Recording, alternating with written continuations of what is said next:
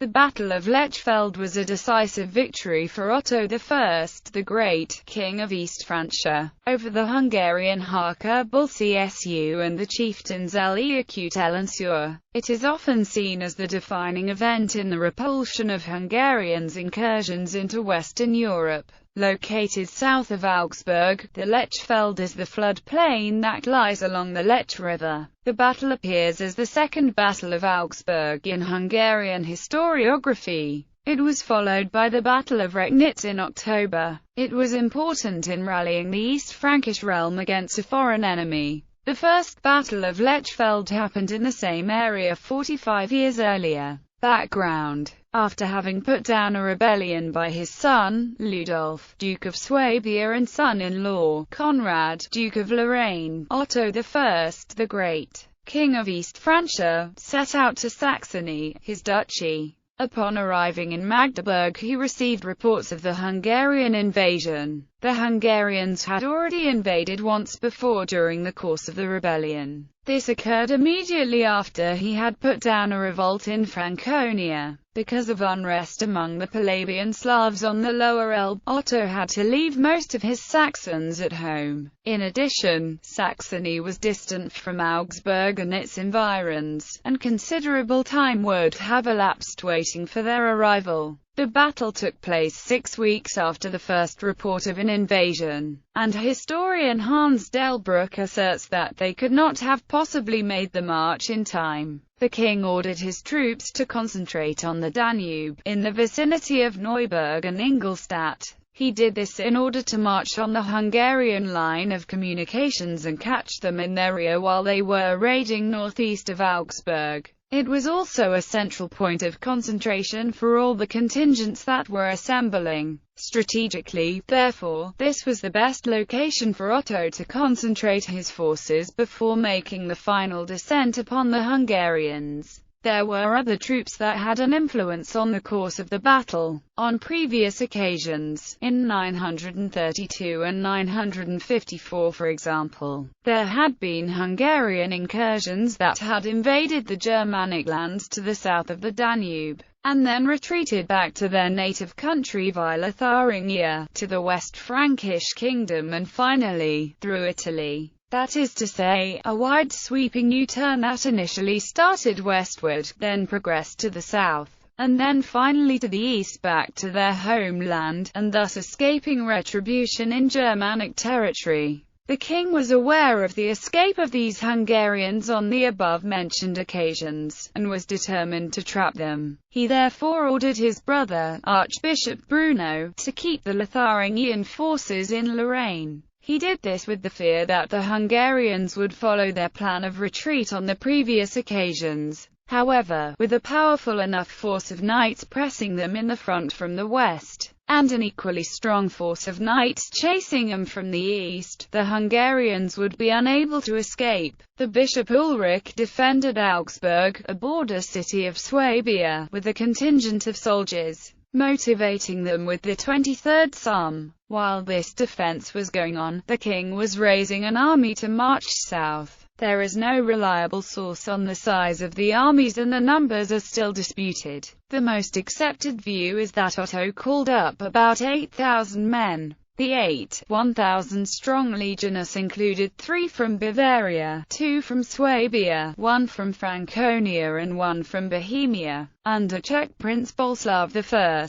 The 8th Division, commanded by Otto, and slightly larger than the others, included Saxons, Thuringians, and the king's personal guard. The king's contingent probably included seasoned knights of Frankish origin. Saxon forces were accompanied by a contingent of Sorbs from the Chutizi tribe who lived around Zwickau, under command of Duke Kuczewicz. According to chronicles, the Hungarian army amounted to 25–50,000 men, but a more realistic figure is 10–25,000 men. Gerhard writes that the Hungarian forces advanced to the Iller River and placed Augsburg under siege. At this time, Augsburg did not quite touch the left bank of the river, upon which it was situated. The city was defended by Bishop Ulrich. Most probably the fiercest battle took place on August 8 at the Eastern Gate, which the Hungarians tried to storm in large numbers. The bishop's men defended bravely and killed the leader of the attack, forcing the Hungarians to withdraw.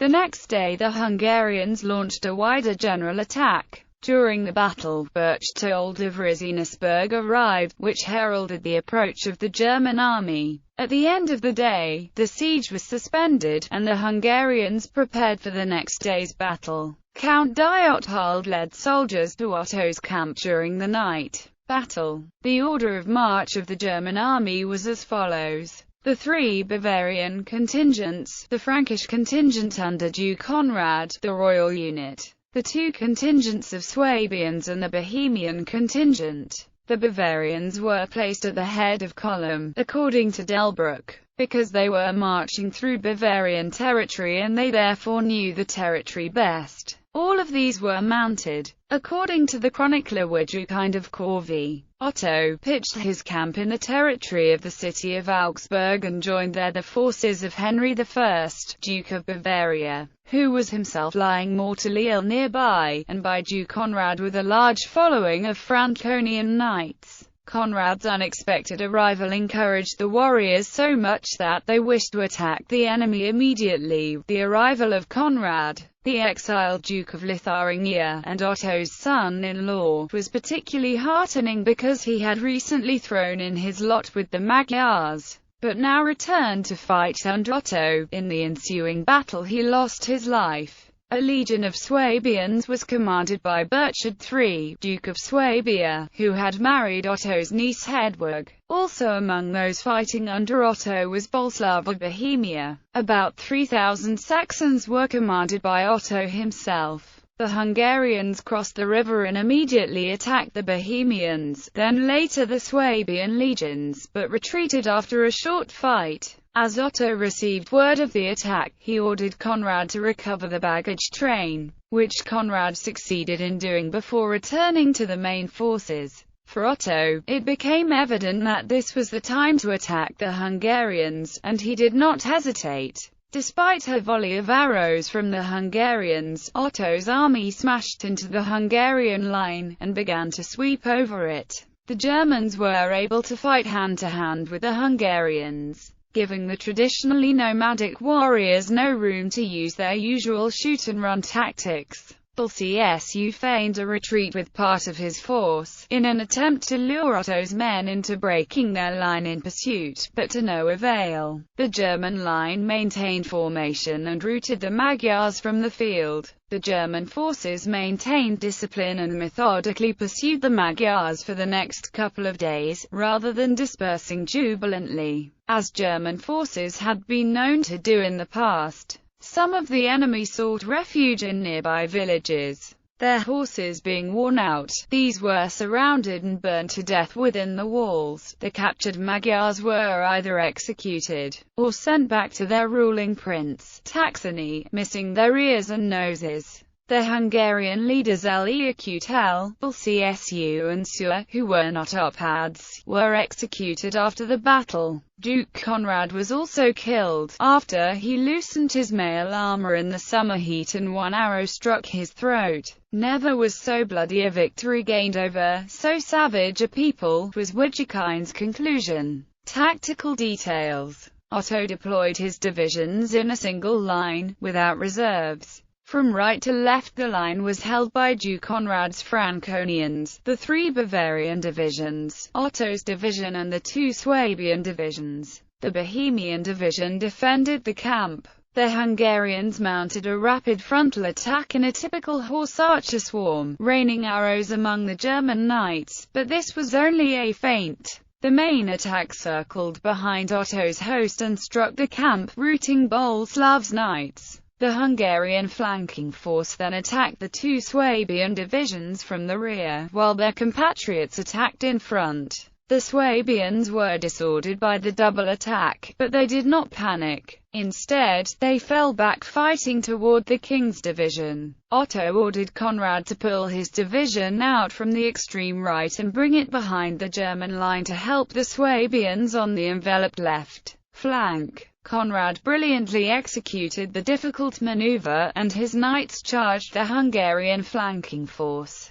Pinned between Conrad and the Swabians, these horsemen were cut to pieces. Meanwhile, Otto and the Bavarians had successfully held off the enemy frontal attack. Once Conrad disposed of the flanking force, Otto led a general advance. Conrad was killed by an arrow. Seeing the day going against him, the Hungarians bolted for their camp, fleeing across the river. Many were caught in the shallow river bed and killed as they urged their tired horses up the steep and slippery west bank of the Lech.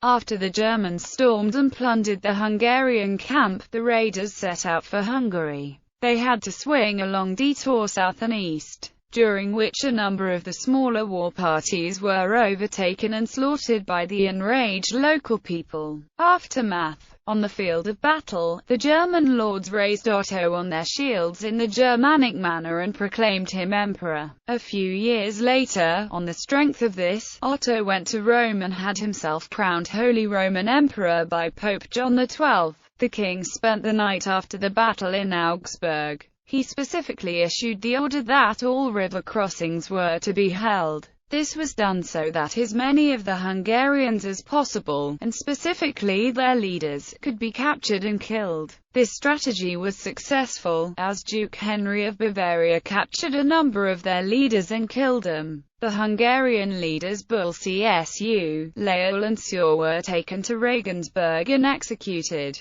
It is disputed how this had affected Hungarian statehood. What is certain is that it was not a crushing defeat, as Otto was not able to chase the army and extend the battle to Hungarian lands. After the defeat, the Hungarians reached the end of the almost 100-year era in which they were seen as the dominating military force in Europe. After 955, the Hungarians completely ceased all campaigns westwards. In addition, Otto did not launch any further military campaigns against the Hungarians. The Hungarian leader Fajsz was dethroned following the defeat, and was succeeded as Grand Prince of the Hungarians by Taxany. Importance. The battle has been viewed as a symbolic victory for the knightly cavalry, who would define European warfare in the High Middle Ages, over the nomadic, light cavalry that characterized warfare during the early Middle Ages in Central and Eastern Europe.